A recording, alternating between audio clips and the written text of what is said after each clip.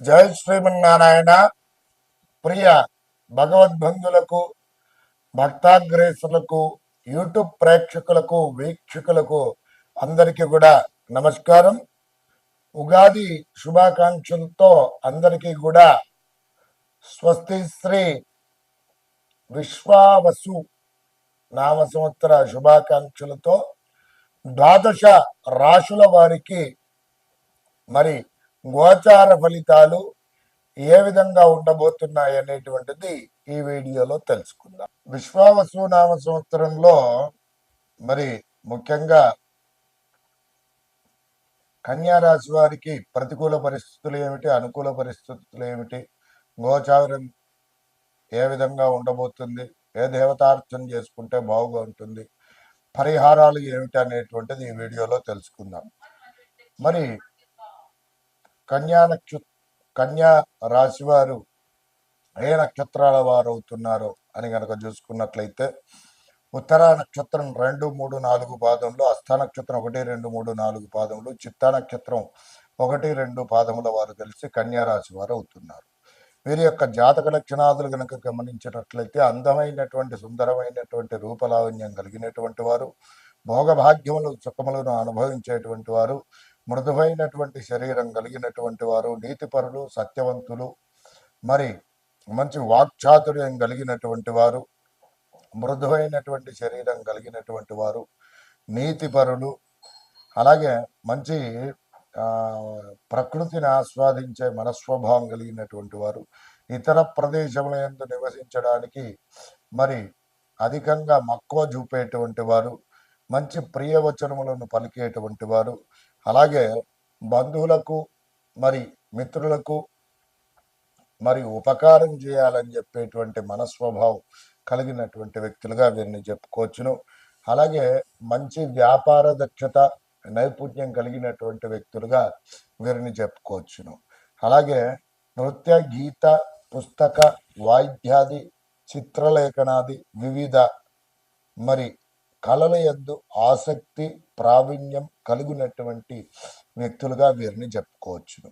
ఈ కన్యా రాశి వారికి మరి ఈ విశ్వావసు నామ సంవత్సరంలో దేవగురువు అయినటువంటి బృహస్పతి ఏ విధమైనటువంటి ప్రతికూల అనుకూల పరిస్థితులు కలుగజేస్తున్నాడని కనుక చూసుకున్నట్లయితే ఈ కన్యా రాశి జాతకులకు 30వ తేదీ మార్చి 2025 అంటే ఉగాది నుండి మరి 15వ తేదీ మే 2025 వరకు కూడా దేవగురువు అయినటువంటి బృహస్పతి 9వ స్థానంలో సంచారం పూర్వకంగా ఏమిటి అని అంటే 9వ స్థానంలో ఉండటం పూర్వకంగా అర్ధంచ స్వకులాచారం, గృహలాభం, శుభోజనం, నిత్య స్త్రీజన సంపర్కం, నవమాస్థే భవేత్ గురువు అనేటువంటి శాస్త్రవచనం రీత్యా ముఖ్యంగా గనక గమనించినట్లయితే అనుకూల పరిస్థితులే కలగజేస్తున్నాడు. ఏమిటి అని అంటే ఆర్థికపరమైనటువంటి లాభాలు అనేటువంటిది కలగడం,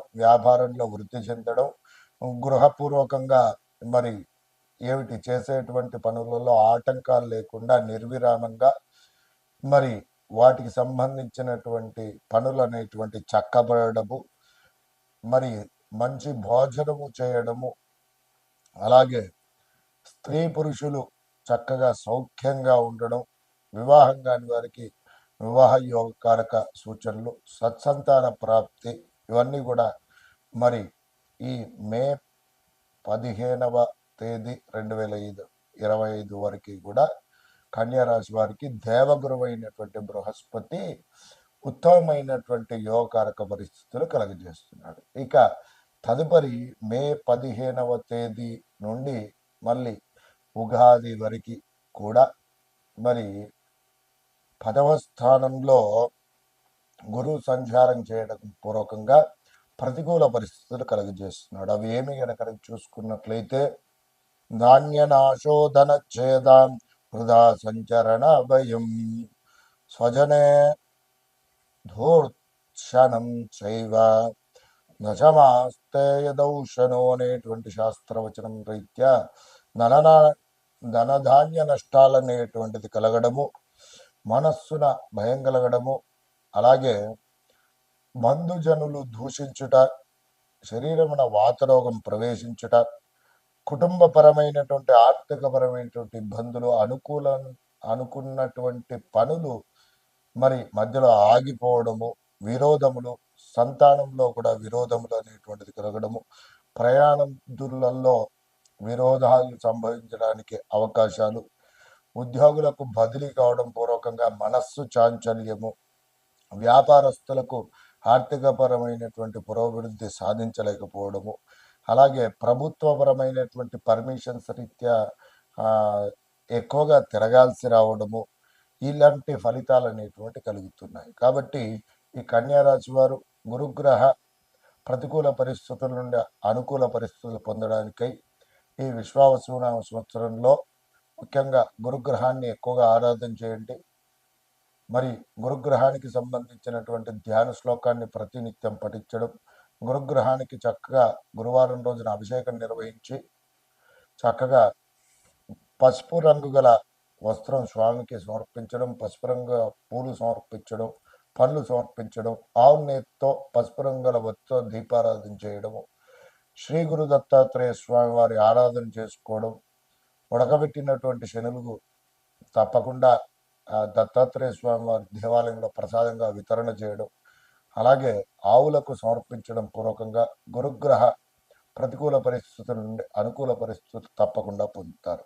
అలాగే వీటితో పాటుగా కర్మకారకుడైనటువంటి శనేశ్వర భగవానుడు గనక చూసుకున్నట్లయితే ఈ సంవత్సరం మరి వీరికి కన్యా రాశి వారికి సప్తమ స్థానంలో సంచారం పూర్వకంగా ఏ విధమైనటువంటి పరిణామాలు కలుగజేస్తున్నాడని గనక చూసుకున్నట్లయితే వ్యాధిపీడ ప్రవాసంచ అంతఃక్లేశం మహద్భయం అర్ధనాశం మనస్తాపం సప్తమ స్థానకేశనవు అనేటువంటి శాస్త్రవచనం రీత్యా శుభ కార్యక్రమములు చేయటం వలన ధన వ్యయం కలుగుతుంది. పాడి పరిశ్రమ అనుకూలించకపోవడము, స్థానచలనము, ఉద్యోగస్తులకు బదిలీ కావడం, ప్రయాణముల పూర్వకంగా అప్పు చేయాల్సి రావడము, అనుకున్నటువంటి పనులు చేజారిపోవడము, డబ్బులు సకాలంలో రాకపోవడము, ఇలాంటి పనులు అనేటువంటిది ఎక్కువగా జరగబోతున్నాయి.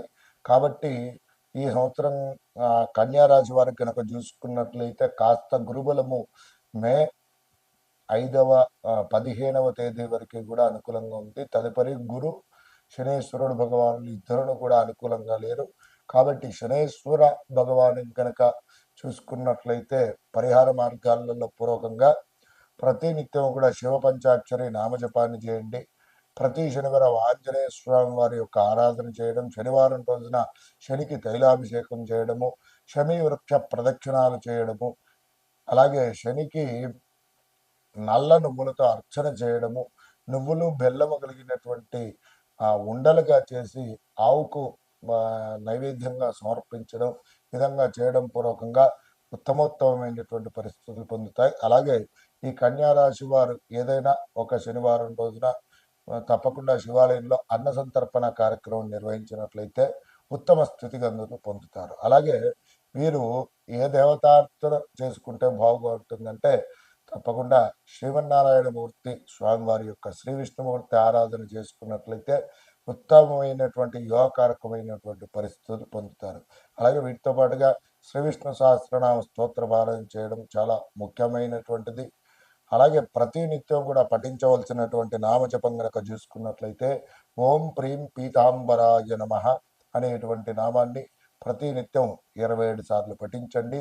ఉత్తమోత్తమైనటువంటి పరిస్థితులను పొందండి. నమస్కారం.